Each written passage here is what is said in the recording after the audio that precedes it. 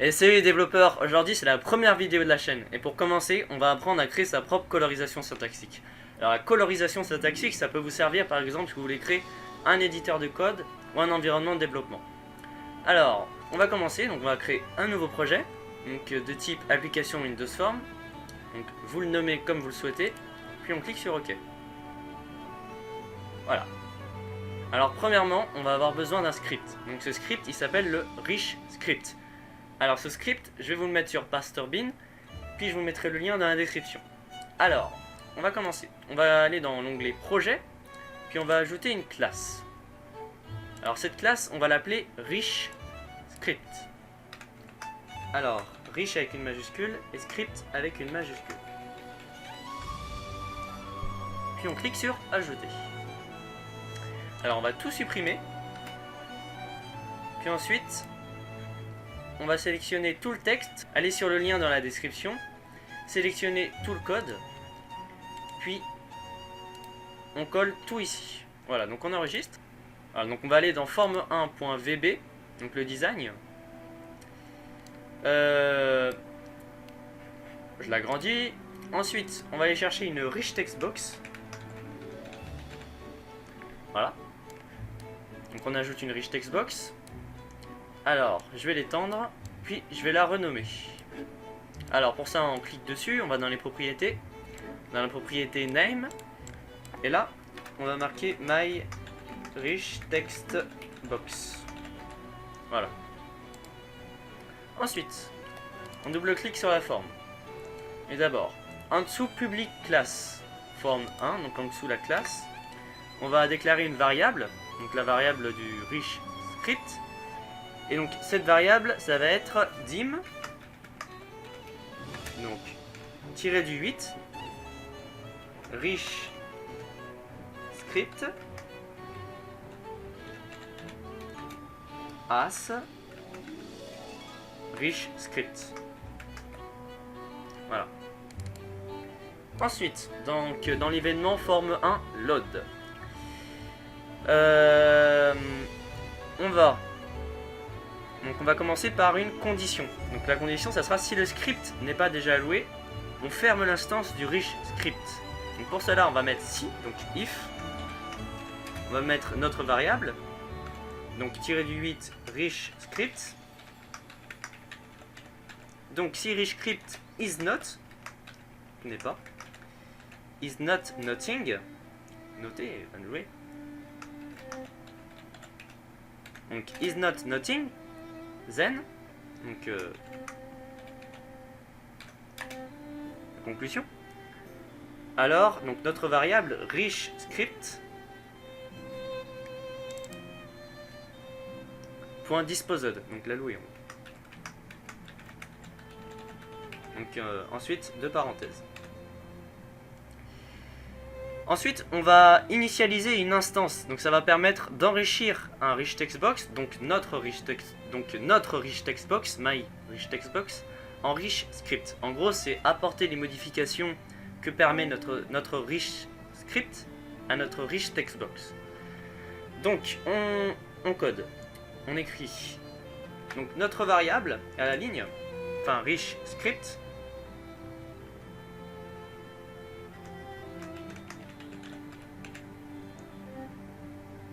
Est égal, donc c'est égal à une nouvelle, donc new rich script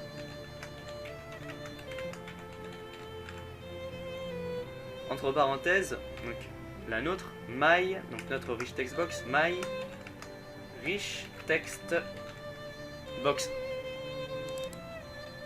Voilà, my rich text box, donc on l'a en proposition.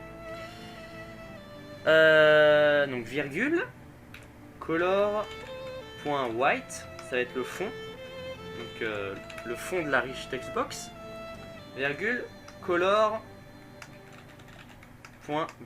donc ça va être la couleur du texte. Voilà. Ensuite, on va commencer à coder la colorisation syntaxique. Donc pour cela, on va mettre avec, donc with, tiré du 8, donc notre variable, rich script. Voilà. Voilà, donc on with. Pour colorier une ligne entière, donc selon les premiers caractères, oui, ça va nous permettre, par exemple, si vous voulez mettre des commentaires. Par exemple, si je mets un guillemet, après toute la ligne va être de la même couleur. Voilà. Donc pour cela, on va mettre point set comment.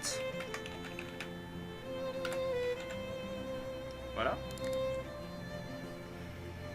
Entre parenthèses, donc la couleur et puis le texte. Alors, color, donc pour les commentaires, du vert, c'est bien. Color.green. Voilà, donc une couleur verte pour le texte. Donc ensuite, après, on va mettre une virgule, deux guillemets, et là, ça va être les 3 premiers caractères qui vont faire qu'à partir de ces 3 premiers caractères, tout le reste de la ligne, ça va devenir de la même couleur. Donc c'est pour les commentaires, donc dans le code. Alors là, je vais mettre un guillemet, voilà. Ensuite, là, on va passer pour colorer donc un certain mot. Voilà, donc comme par exemple là, color, c'est colorié en vert, et les guillemets, là, c'est en rouge, par exemple. Voilà, donc pour cela, on va mettre point add words. Voilà, vous l'avez ici. Là, on va avoir la même présentation, donc color point, on va dire point red, voilà, point rouge, donc point red, ça va être couleur rouge donc, mais vous pouvez mettre n'importe quelle couleur, virgule, et là on va donc marquer entre guillemets le mot qui à chaque fois se coloriera en rouge. Donc par exemple là je vais mettre voilà, Visual Basic. Donc à chaque fois quand on ajoutera ce mot à la Rich Text Box, il se coloriera en rouge. Voilà, donc plusieurs fois, hein, c'est pas qu'une seule fois. C'est-à-dire que vous pouvez le marquer plusieurs fois, à chaque fois, il se coloriera en rouge. Voilà. Donc on va en mettre un deuxième, donc on copie. Par contre, on ne peut pas mettre 2 commentaires. Hein. Point cette commande, ça marche que pour une seule couleur. Mais par contre, je me demande si on peut pas le faire aussi pour plusieurs caractères. Donc ça sera à voir. Alors, donc pour AdWords, voilà. Alors color.blue, voilà, on va mettre du bleu. Et là on va mettre visual, voilà, visual tout court. Voilà. Donc là, notre code devrait être fonctionnel. On devrait avoir notre colorisation syntaxique. Voilà, donc je vais effectuer quelques petits changements parce que sinon, le visual de Visual Basic va s'afficher en bleu. Donc visual ne sera pas en rouge. Donc ce que je vais faire, c'est que je vais changer le mot.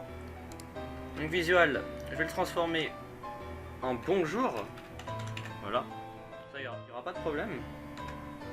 Hop. Puis la parenthèse. Ouais, donc on va pouvoir tester donc les commentaires. Ça marche bien. Ensuite, Visual Basic. Ça s'écrit bien en rouge. Puis bonjour. Donc ça s'écrit bien en bleu. Donc par exemple, si je mets d'autres mots, donc ça s'écrira en noir. Donc Visual Basic à nouveau en rouge. Ainsi de suite. Donc voilà. Donc là on a une colorisation fonctionnelle. Une colorisation syntaxique fonctionnelle. Voilà. Et voilà, la vidéo touche à sa fin. Si vous avez des questions, n'hésitez pas à m'en faire part dans les commentaires. Abonnez-vous à la chaîne et moi je vous dis à une prochaine vidéo. Allez, salut tout le monde!